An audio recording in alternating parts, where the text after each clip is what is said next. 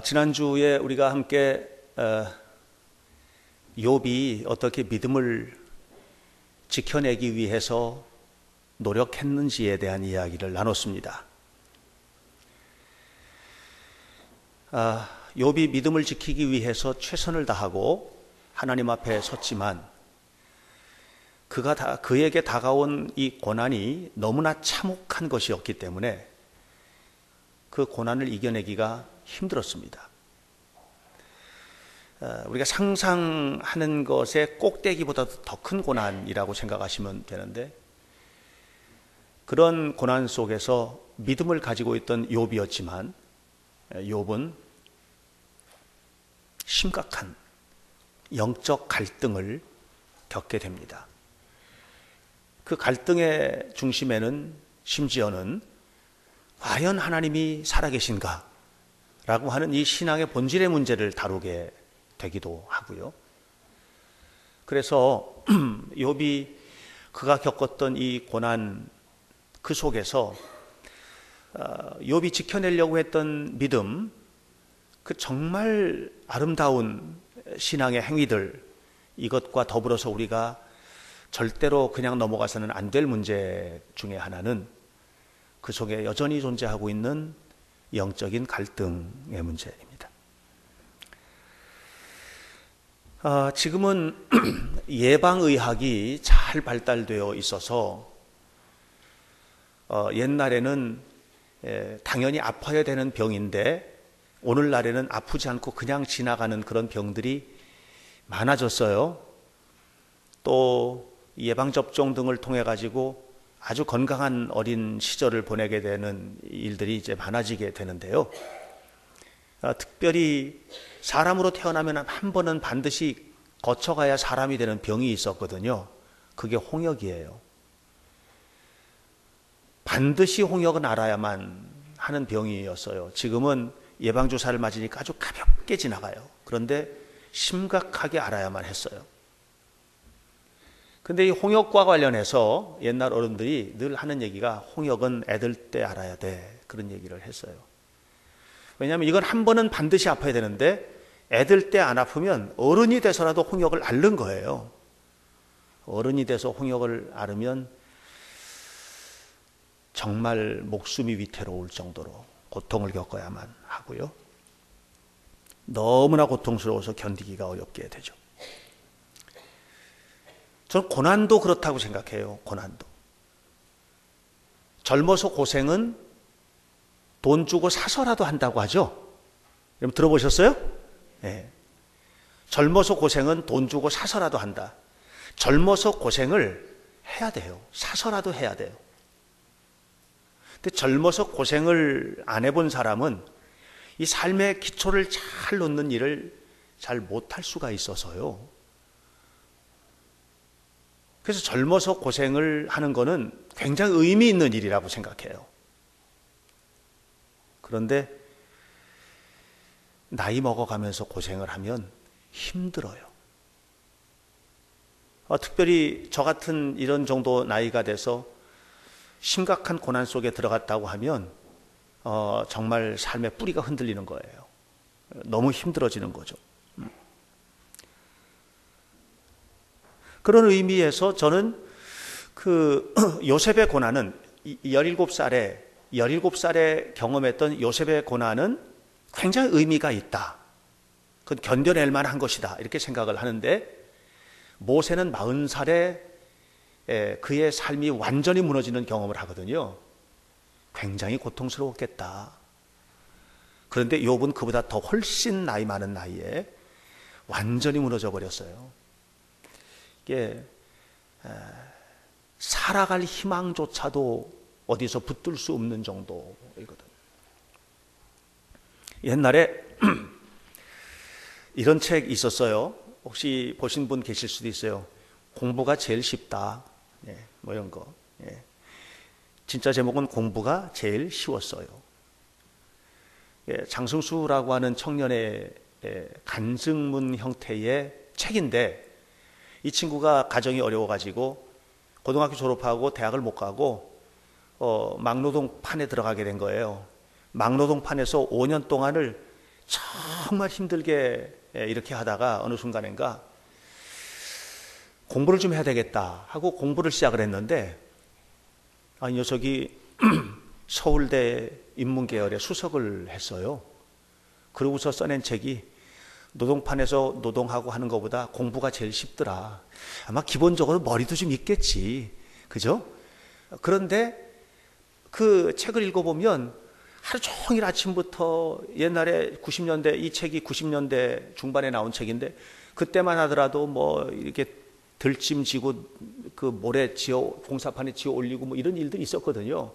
그거를 아침부터 저녁까지 짐지고 오르락내리락 하고 힘들고 고통스럽게 이렇게 하는 것보다 그냥 앉아서 공부하니까 그게 정말 쉽더라는 거죠. 이 깨달음이 어디서 왔냐? 고난에서부터 온 거거든요. 젊어서 고난을 경험해 보니까 이거보다 더 쉬운 게 없구나. 그러니까 여기다 목숨을 건 거예요. 그러니까 그 늦은 나이에 공부를 해서도 지금은 변호사가 됐는데, 여러분, 오늘 우리가 고난을 겪는데, 오늘 우리 교회 성도들 가운데서도 크고 작은 고난 가운데 있는 분들이 계시거든요. 근데 그런 고난을 겪을 때 이 고난 속에서 그냥 그래요, 하나님 은혜 너무 고마워요, 이렇게만 받아들이기는 어려운 그런 부분들이 정말 있거든요. 욥은 지금 그런 고난을 경험하고 있는 겁니다. 욥의 친구들이 욥을 찾아왔습니다. 욥기 2장 11절 보면 욥의 세 친구가 욥을 찾아왔습니다. 먼 곳에서 찾아왔습니다. 한 동네에서 온 사람들이 아니잖아요. 대만에서, 또 수아에서, 남하에서 이렇게 각각 흩어져 있는 곳에서 욥의 소문을 듣고 왔습니다. 욥을 찾아왔는데 그 욥을 만나서 보니까 욥의 몰골이, 이거는 정말 참혹한 거예요. 얼마나 참혹하냐 하면 욥인지 알아보지 못할 정도로, 그만큼.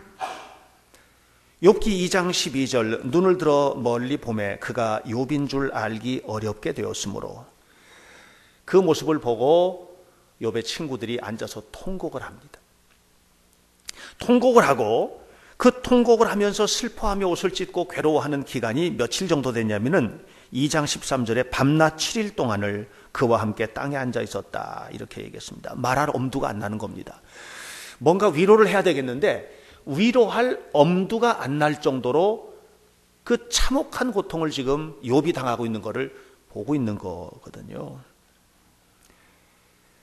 7일이 지났습니다. 그리고 이 7일간의 긴 침묵을 깬 사람이 누구냐 하면 욥이었어요. 욥기 3장 1절. 그 후에 욥이 입을 열어, 욥이 침묵을 깨고 입을 열었습니다. 그리고 내뱉은 첫 마디가 뭐예요? 생일을 저주하는 거예요. 자기의 난날을 저주하는 거예요. 저주하는 거예요. 예. 자기 생일을 저주한다는 말은 무슨 얘기냐면 지금까지 내가 살아온 모든 것들을 버리는 거예요. 내가 지금까지 살아온, 평생에 살아온 모든 것들이 다 헛것이다, 이렇게 얘기하는 거거든요. 그러면 이 생일을 저주한 그 속에 또 담겨 있는 게 뭡니까? 그거는 지금까지, 태어나서 지금까지 살아온 모든 삶을 누가 이끌어 오셨다고 욥이 고백했어요? 하나님께서 하셨다는 거 아니에요? 결국은 뭐까지도 버리는 거예요. 지금 하나님까지도 버리는 거예요. 예. 하나님의 인도하심에 반기를 들고 있는 거죠. 예. 그러면서 뭐라 그랬냐? 욥기 6장 9절 말씀 보세요. 하나님이 나를 멸하시기를 기뻐하신대요. 얼마나 심각한 갈등이에요, 지금. 하나님이 나를 그냥 무너뜨려 버리는 걸 기뻐하신다는 거예요. 하나님이 그 손을 들어서 나를 끊어버리려고 하신다는 거예요. 그 손을 들어서 나를 그냥 팍팍 찢어서 버리려고 지금 하신다, 이렇게 이야기하고 있어요. 여러분, 살다 보면 원망스러울 때 있죠. 사람이 원망스러울 때도 있죠. 내 처지가 원망스러울 때 있죠. 있어요, 없어요? 있잖아요. 언제 그래요? 잘 안 될 때 맞나요? 병들었을 때 맞나요? 하던 일이 실패했을 때 맞죠? 예? 뭔가 잘 안 되고 힘들었을 때 원망이 나오잖아요. 불편하면 원망 나오잖아요. 제가 어느 책에 보니까, 어느 글에 보니까 어느 대형교회 목사님이 설교문에서 한 얘기예요. 자기 교회를 간증하는데 뭐라고 그러냐면 이렇게 얘기하더라고요. 교회 은혜를 받으러 나왔는데 교회 은혜 받으러 나온 사람들이 이 안에 원망이 쌓여 있다는 거예요.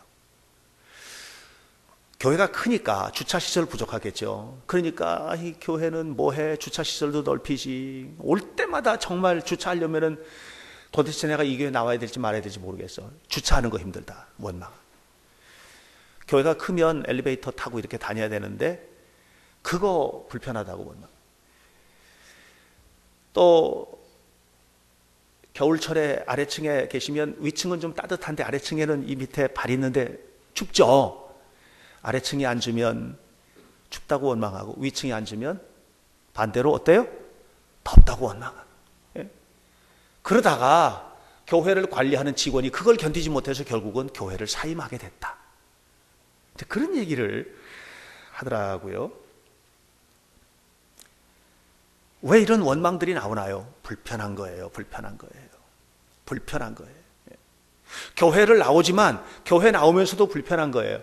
여러분, 우리가 인생을 살아가면서 우리 인생이 불편한 일들이 너무 많은 거예요. 사랑하겠다고 결혼하고 이혼해요. 왜 해요? 불편한 거예요. 뭔가 마음이 불편한 거예요.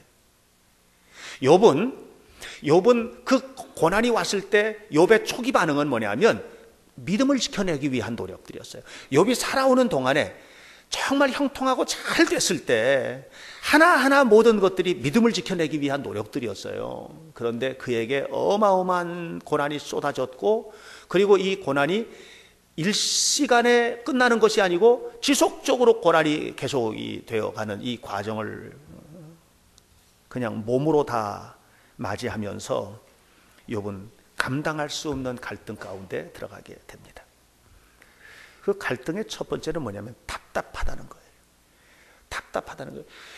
왜 이런 고난이 왔어? 이게 너무 답답한 거예요. 답답한 거예요. 해결될 기미도 보이지 않고요. 답답한 거예요.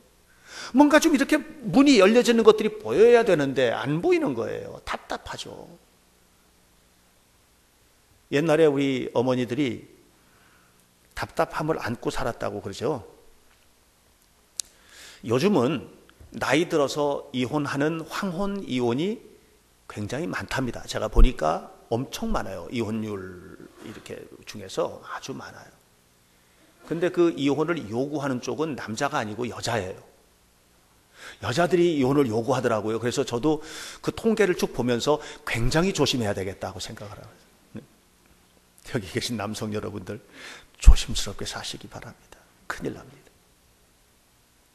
아니, 그런데 이게 시대가 이렇게 바뀌었구나. 옛날에는 어땠어요? 옛날에는 그냥 다 안고 사셨어요, 어머니들이. 그래서 남자보다도, 남자 할아버지나 이기보다도 할머니나 이 어머니들이 뭐가 생기냐? 화병이라는 게 말이에요. 화병. 괜히 막 가슴이 뜨겁고 어떻게 할 줄을 모르겠고, 화병 이런 게 생겼어요.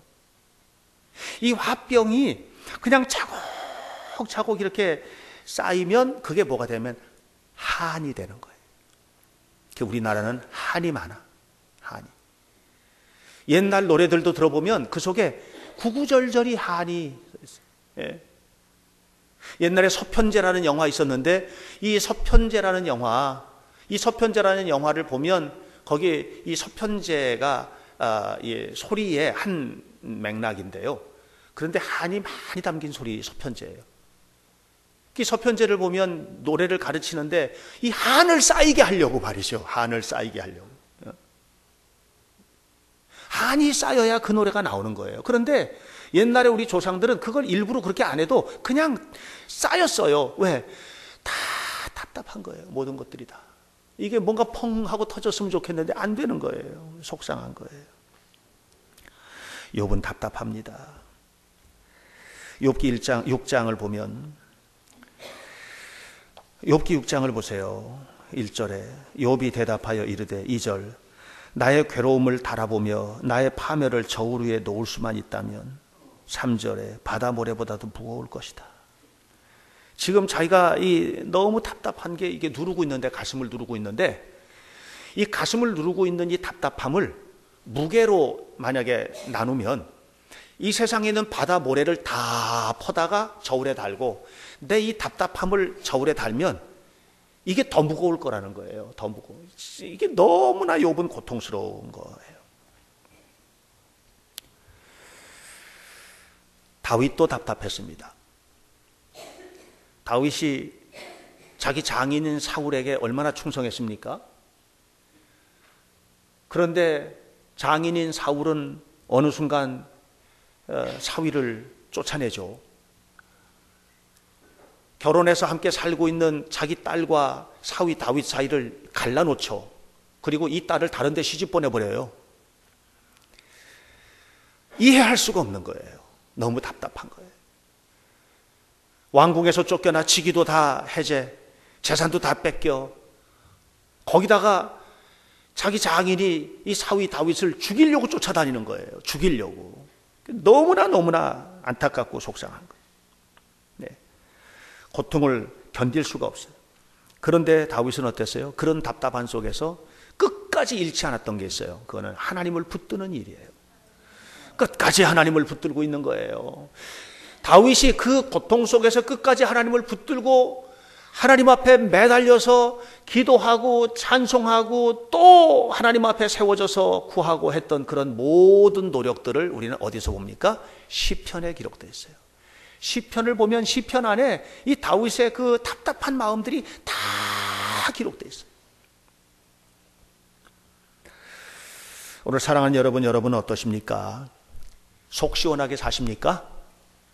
아니면 뭔가 먹은 게 체하듯이 넘어가다가 여기 딱 걸려서 더 이상 내려가지 않는 것처럼 여러분의 인생에 답답한 문제가 있습니까? 예. 꿀꺽 삼켜서 이걸 넘겼어야 되는데 이게 넘어가지도 않고 여기 맺혀서 견딜 수 없는 답답함을 가지고 계신 분 혹시 계십니까? 지금 욥이 그렇습니다. 그래서 욥의 소원은 뭐냐? 죽는 겁니다. 생일을 저주하고, 욥기 3장을 읽어보면 생일을 저주하고, 왜 하나님 나를 이 세상에 태어나게 하셨습니까? 나 당장 딱 죽었으면 좋겠습니다. 욥기 6장에도 똑같은 얘기가 계속 나오는 거예요. 그냥 딱 죽었으면 좋겠습니다. 이렇게 이야기하고 있습니다. 고난 가운데 있는 사람은 고통스럽습니다, 여러분. 고난 가운데 있는 사람을 함부로 건드리지 마십시오. 고난 가운데 있는 사람은 고통스럽습니다. 낮이 고통스러운 사람이 있습니다.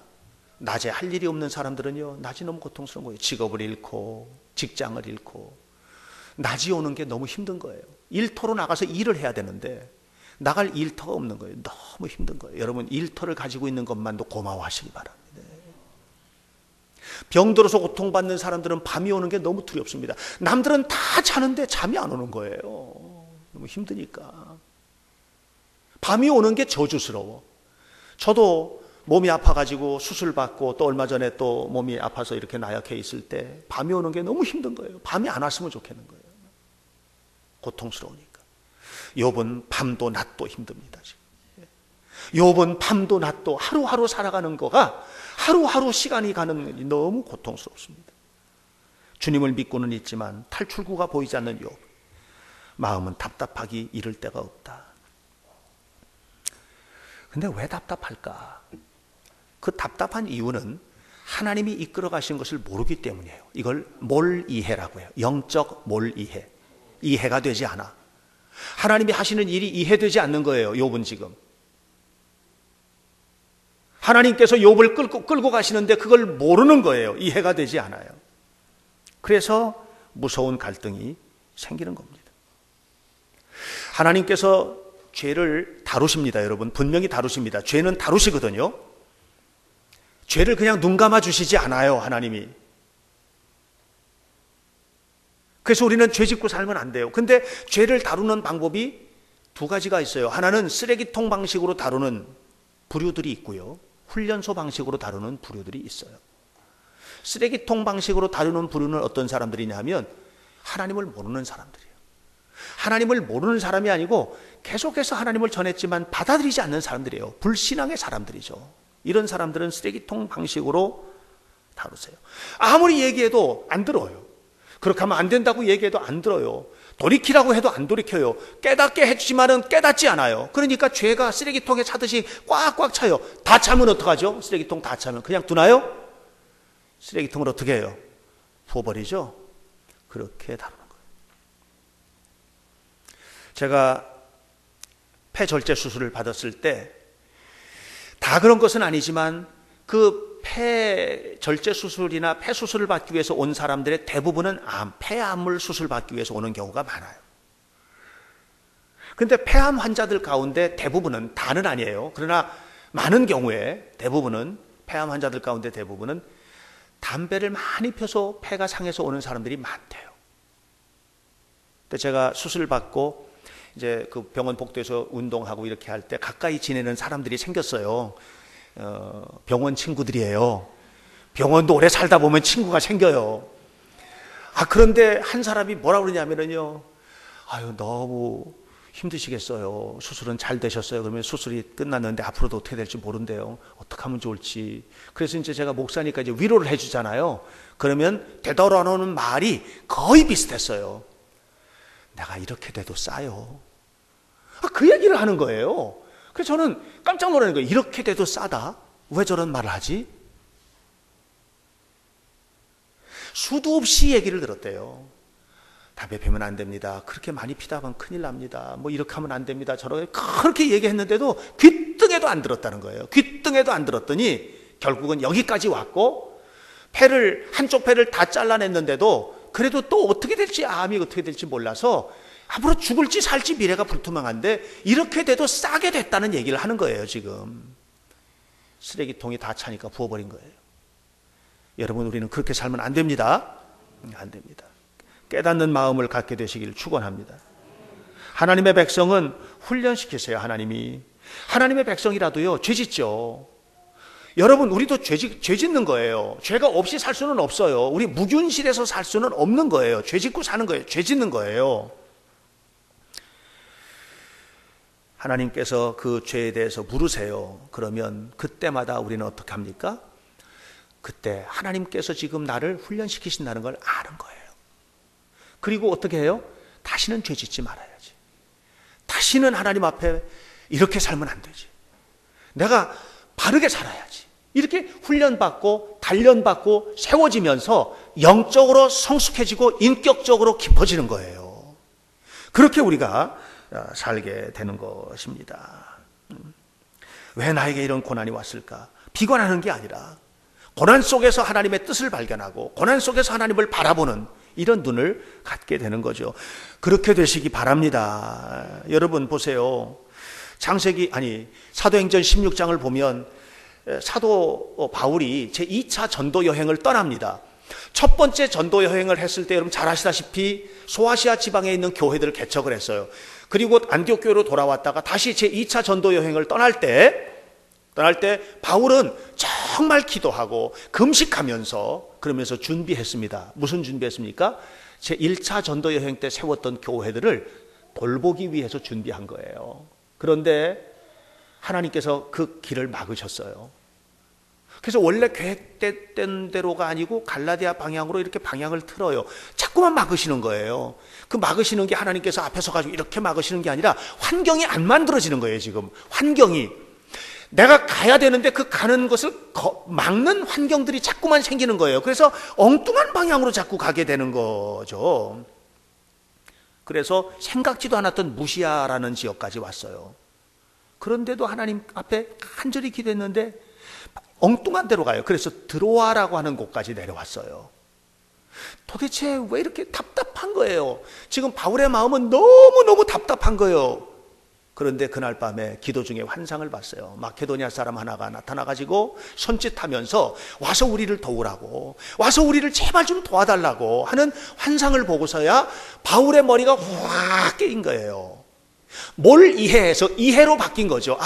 이래서 하나님이 막으셨구나. 그동안에 너무 답답했었는데 이 답답한 갈등이 해결이 된 거예요. 어떻게? 하나님의 뜻을 알아버렸어요.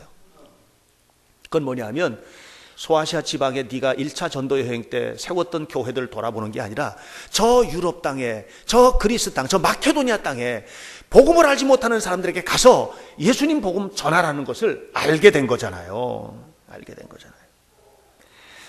마음이 시원해졌죠. 여러분, 오늘 우리에게 다가오는 이 고난이 답답한 이유는 하나님의 뜻을 알지 못해서 그래요. 우리에게 다가온 이 고난의 문제, 이 어려움의 문제를 이해하지 못하는 이유는 하나님의 뜻을 알지 못해서 그래요. 그래서 우리 다윗처럼 하나님의 뜻이 뭔지 알지 못해도 엎드려서 기도해야 돼요. 하나님 내 길을 이끌어 달라고, 하나님 내 길을 열어 달라고, 하나님 나를 성숙시켜 달라고, 이게 우리가 하나님 앞에 기도해야 돼요. 바울의 경우에 그런 일들은 너무 많았어요. 고린도후서 12장을 보면 바울이 몸이 너무 아파서 하나님 앞에 이 몸 좀 고쳐달라고 기도하잖아요. 몸 좀 제발 고쳐주세요. 이 병 좀 고쳐주세요 하고 뜨거운 마음으로 기도를 합니다. 한번 기도했습니다. 해결 안 됩니다. 답답하기만 한 거예요. 왜 내가 사람들을 놓고 안수해서 기도하면 병이 확확 낫는데, 나 위해서 기도하는데 이 내 몸을 위해서는 왜 하나님 안 낫게 하십니까? 내가 이렇게 병 들어가지고 비실비실거리면서 다니면서 복음 전하면 저 사람들에게 본이 되겠습니까? 좀 고쳐주세요. 또 기도해도 안 되고 답답하고 또 기도하고 3번이나 간절한 마음으로 기도했다고 그랬어요. 그제서야 알게 됐지요. 네가 몸뚱이까지 건강하면 너무 교만할까 봐 내가 준 가시야. 이걸 알게 된 거예요. 그러면서 약하기 때문에 하나님 앞에 기도하고 약할 그때 하나님 앞에 헌신하는 그것이 너의 복음 사역의 큰 힘이다. 이렇게 깨닫게 해주셨어요. 이해가 되니까 아픈 것도 고마워진 거예요. 여러분, 우리가 갈등이 생기는 이유는 뭐냐면 하나님의 뜻을 알지 못하기 때문이죠. 우리도 마찬가지 아니겠어요? 우리가 세상에 적당히 양다리 걸치고 살잖아요. 한쪽 다리 교회에 걸치고 한쪽 다리 세상에 걸치고 적당하게 양다리 작전하면서 우리가 살지 않습니까? 양다리를 완전히 세상의 다리를 내려놓고 하나님께 딱 걸치게 될 때가 언제예요? 언제 그렇게 돼요? 언제 세상의 걸 포기하고 하나님 앞에 오죠? 하나님은 아시죠. 세상에 걸친 다리가 부러져야, 그 다리가 부러져야 그거 포기한다는 거, 우리가 그런 마음으로 신앙생활 하고 있다는 거 하나님 다 아십니다. 아셨어요? 그러니까 야곱도 야복강 나루터에서 한쪽 다리 부러뜨려 버린 거예요. 한쪽 다리 부러지고 나서 하나님 앞에 온 사람들 너무 많아요. 부러지는 게 저주가 아니에요. 그렇게 부러지는 것이 축복인 것을 하나님은 아시는 거죠. 우리는 그것이 너무 큰 고통이고 아픔이고 답답함이지만 하나님의 뜻을 딱 깨닫고 나면, 그래, 하나님 뜻대로 하나님 앞에 사는 것이 축복이지, 이것을 그제서야 알게 된 거죠. 대표적인 사람 하나 가르쳐드려요. 김광래 전도사 같은 사람 있잖아요. 간증을 한번 들어보세요. 얼마나 걸치고 살다가 그거 부러지고 나니까 이렇게 왔는지. 우리는 그것들을 다 아는 거예요. 저도 저에게 와서 한번 들어보세요. 저도 마찬가지 그런 간증들을 가지고 있거든요. 그럼 목회자들만인가? 아니에요. 세상을 살아가면서 우리 주변에 이런 예들은 얼마든지 많다는 것이죠. 하나님이 누굽니까? 여러분, 그림에 그려있는 호랑이 무서워요? 안 무서워요? 안 무섭죠. 그림에 있는 호랑이는요, 안 무서워요. 그러나 여러분, 진짜 호랑이는 무섭거든요. 호랑이 굴 속에다가 집어 던진다고 하면 무섭겠어요? 안 무섭겠어요? 무섭잖아요. 왜? 진짜 살아있는 호랑이는 잡아먹을 거거든요, 여러분을. 그림 속에 있는 호랑이는 안 잡아먹잖아요. 하나님이 어떤 하나님이에요? 성경 책 속에나 나오는 하나님이에요? 아니면 내 눈앞에 시퍼렇게 살아계신 하나님이에요? 성경 책 속에서는 알고 있는 하나님, 내 머릿속에 이해하는 하나님 하나도 안 무서워. 사랑의 하나님이라고 말하지만 그 하나님이 진짜 사랑의 하나님인지 그것도 잘 몰라. 그런데 시퍼렇게 내 눈앞에 살아계신 하나님을 만난 사람은 인생이 달라요. 살아가는 게 다른 거예요. 하나님의 뜻을, 우리를 향하신 하나님의 뜻을 알게 되기를 주님의 이름으로 간절히 축원합니다. 욥이 다 끝났다고 생각했죠. 아, 이제 끝났다. 모든 것이 끝났죠. 그런데 끝났다고 바로 생각한 그때에 새로운 깨달음이 욥에게 생겨나기 시작했어요. 놀랍게도. 자, 모세를 봅시다. 모세가 왕궁에서 자랐죠. 모세가 왕궁에서 자라고 모세가 이제 장성해서 30이 넘고 40이 됐죠. 모세가 뭐를 알았느냐 하면 내가 히브리 백성이라는 거, 히브리 사람이라는 걸 알았죠. 그래서 어떻게 해서든지 이 백성을 도와주려고 했어요. 오죽했으면 자기 백성들을 힘겹게 하는 공사 감독관, 자기 백성들을 힘겹게 하는 공사 감독관, 애굽 공사 감독관을 때려 죽였겠어요. 예? 일하고 있는 노예로 살고 있는 이 자기 히브리 사람들을 공사 감독관이 힘들게 하니까 그걸 때려 죽여버렸단 말이에요. 모세의 꿈이 있었다면 그 꿈은 뭐냐 하면 내 백성들이 편안하게 사는 거예요. 편안하게 사는 거. 여러분 보세요. 모세가 왕궁에서 40년 살고 쫓겨나지 않았더라면, 이 살인사건과 연루돼서 쫓겨나지 않았더라면 모세가 꿈을 꾼 게 하나 있었는데 그 꿈은 뭐냐면 내가 우리 백성들을 좀 편안하게, 노예로 살더라도 편안하게. 그럼 여러분 모세의 꿈대로 됐더라면 어떻게 됐을 거예요? 이스라엘 백성들이 평생 노예로 편안하게 살았을 거예요. 하나님의 뜻은 그게 아닌 거예요. 모세가 왕궁에서 쫓겨났어요. 아, 내 꿈이 끝났구나. 저 사람들 얼마나 고통스럽게 살아야 될지, 내 꿈이 끝났구나. 그렇게 생각할 때, 바로 그때 하나님은 새로운 꿈을 주셨어요. 그건 뭐냐면 노예로 평생 편안하게 사는 게 아니라 노예 생활에서 해방시키는 거예요. 이게 하나님의 뜻이에요. 이걸 모르면 답답한 거예요. 이걸 모르면. 여러분 끝장났다고 생각하시는 그때에 하나님의 뜻을 헤아리셔야 돼요.